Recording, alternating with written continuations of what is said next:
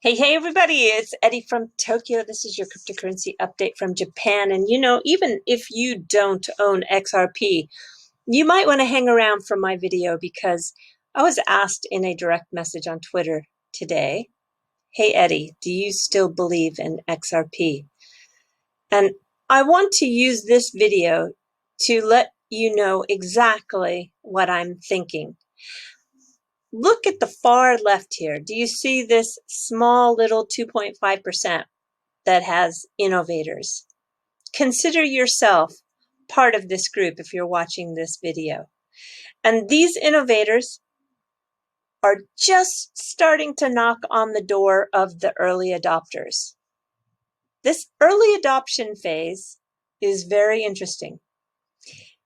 The reason why we have come to this point is because we have a lot of leaders in the space, the people who are paid attention to, starting to really get this adoption to happen at a rapid pace.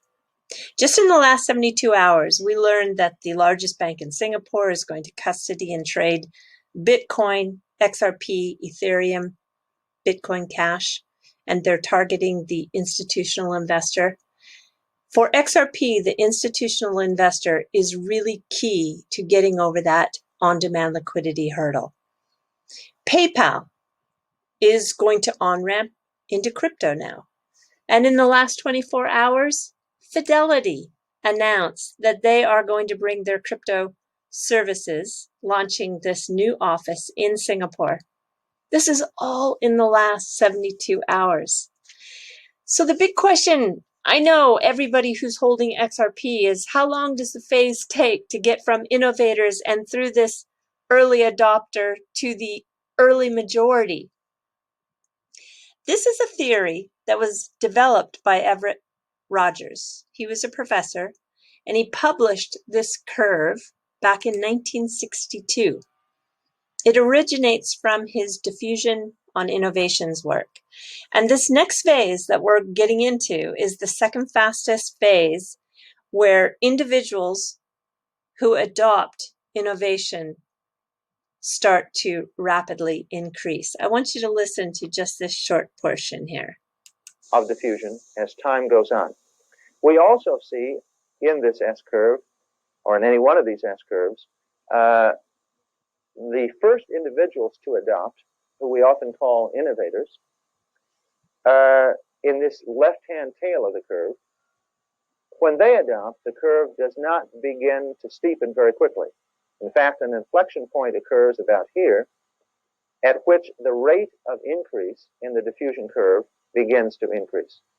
That happens at about this point when the curve really begins to take off. And it occurs because it is at that point that the opinion leaders, I'll have more to say about them in a minute, when they adopt, that is what crystallizes a rapid rate of adoption in the system, a more rapid rate of adoption in the system, which then finally levels off as only a few individuals remain to adopt, the so-called laggards or late adopters in this region of the curve. Well, thank goodness we are not laggards, but we were so early. That was a very slow process to get to where we are now, going to start listening to the opinion leaders. Who are the opinion leaders in this space now? Well, it's people like Fidelity. It's people like PayPal. It is the leaders that are going to bring the masses to this more rapid phase. And so when someone asks me if I still believe in XRP, yes, of course I still believe in XRP, but I also believe in this entire space.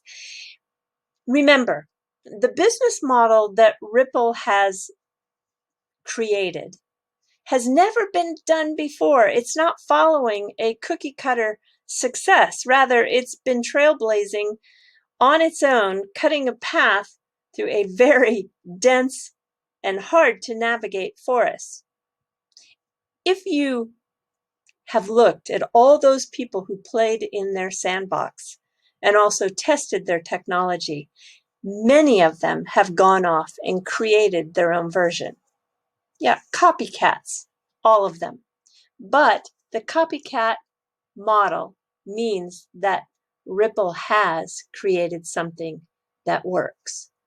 And I'm going to just take you back to this swell 2019 series of interviews that I keep pointing out that Jay Kim had, that he went to the swell event so well prepared and put together, in my opinion, the best bunch of interviews from the Ripple team members that I've ever heard of. And I want to play this portion for you where it talks about XRP as the oil in the banking system. Remember, it's replacing the tied up capital that is in that really clunky, huge friction correspondent banking model that really is archaic when it comes to the utilization of blockchain and a digital asset like XRP. And I'm just going to play 20 seconds and really listen carefully, because this is the reality. And so it's the oil that sits there. Now, if we can reduce the amount of oil, that improves the efficiency of the global economy. Sure. So we feel like bit by bit, we're going to be able to take that $10 trillion down to $9 trillion, down to $8 trillion. And this is a journey that will take, many years. But we're, as I'm sure we'll get into, incredibly enthused by the progress we've made in a relatively short amount of time. So this is a journey that's going to take many years. I heard that loud and clear. I think a lot of people in this space, for lots of reasons, and I'm not going to be accusatory, but there are reasons that people who don't really look carefully or study or do their own research think that this is going to happen much sooner than it will. And I continue to pay attention, and I continue to be interested, because there are so many signs of progress. One of those came yesterday with Ripple investing into SBI for their payment solution, MoneyTap. MoneyTap, whether it is branded under the MoneyTap name or if it goes white labeled, I don't care. 3 banks have already white labeled it here in Japan. 6 banks are live, but it is going to be rolled out internationally and use XRP. This investment that Ripple gave is slated for that development. That is a huge step forward. I know the investment amount was not disclosed, but look, there's a lot of big investments that occur that don't get disclosed. Another investment, and don't be fooled, this is very, very positive. 9.3 million in market development fees was given to MoneyGram. MoneyGram is assisting Ripple to build that on-demand liquidity, because this is the biggest hurdle that they have found in the business model that they are creating. And MoneyGram has had 9 months of triple-digit cross-border growth. This is a compensation that helps the liquidity. So I think that the fact that Ripple is centered on using this investment to improve the use case of the digital asset XRP, it's a huge positive. The results for that third quarter, it just went over to my, I just listened to the whole thing in its entirety. It's 1 hour long. I can tell you the relationship that Ripple and MoneyGram have is positive, very positive, quote unquote. And they are trying to really get more people onto the network. They're actively working on that. They are doing on-demand liquidity. Ripple, they understand the model that Ripple is trying to achieve here. And MoneyGram said there is more to do and more to come, and Ripple is very beneficial to us. So I see the money that is going into MoneyGram as a very big positive. So those people who try to spin it another way, I don't get that at all. And there's someone who's new in the position to build this liquidity. This is a guy who just came from Goldman Sachs Foreign Exchange, Aditya Tarakia. And I can tell you he's very skilled at staying under the radar, because as some of you know, I'm good at finding things, and I've been diving deep to find out what he's been up to. He's out of the London office. This is a really nice picture of the London office that was mocked up by the Maris Interior Group for Ripple. I think it's it must be it's kind of this open, lots of windows, great view space. I'd love to see it. Now, I don't know if he's working from that office or if he's working from home, but in my search for trying to find out what he is doing, I did find that in the London location, there is a advertisement for a new position.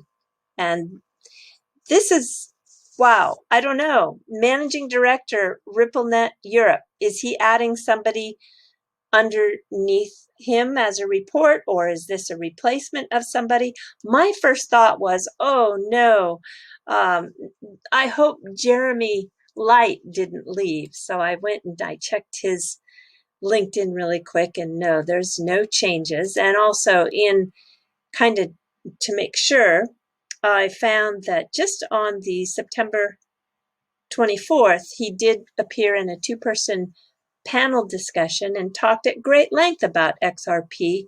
I don't think anybody has really seen this video. As you can see, there's only 12 views. I'll put a link to it down in the description below. But he talks at great length about using the digital asset XRP and talks about the use cases that it is working for the ODL. So don't forget that just on October 9th, Ripple introduced this line of credit, this beta service to fund the instant border payments, where it gives their clients the easy access and ability to use the digital asset XRP. This is a brand new product, and we've got so many things happening. So yes, of course, I still believe in XRP, and it is because I keep seeing all this forward progress, and I know that it's not happening quick enough for a lot of you, but there's no reason why you can't be enjoying this space with other projects at the same time. I mean, that is what I do, and I hope that you can find the same enjoyment out of this space as I do. And just remember, we are getting into that curve where the adoption starts to happen very rapidly. All right, everybody, I think I'm going to take you to the fluff. So this is an interesting picture. It's in Shibuya. Shibuya is the central part of Tokyo, one of my favorite areas of the city. And this is the Google building on the left, just a couple of days ago at 6 p.m., and a Japanese office building Google's on the right as you look, and then an office building that has Japanese companies on the left. And look at this difference. This is so revealing, I think, of the two different cultures that exist side by side at the same intersection, with two office buildings that almost touch each other, and the Japanese are still working late at night while the Google employees are either remotely working, most likely, or they have already gone home. It just is, that is so telling of the two different cultures. And in addition, there is a brand new kind of hologram billboard advertising going on. Now, maybe I'm just slow, but I have not seen this before. CocaCola just launched their hologram advertising for a billboard in Shibuya, and it is at the crossing, which is the main intersection. This is the west exit Hachiko side of the Shibuya station, and you can see that the hologram billboard is on top here. And if you've not seen this before, it really looks cool, and I think this is going to be absolutely the billboard of the future. Well, at least until our technology is even advanced beyond this, but it looks so good. I can't wait to see this in person. And let me know if you have this in your city. I just had not ever seen the hologram billboards before. All right, everybody. Yes, do take care. Sayonara for now. Bye-bye.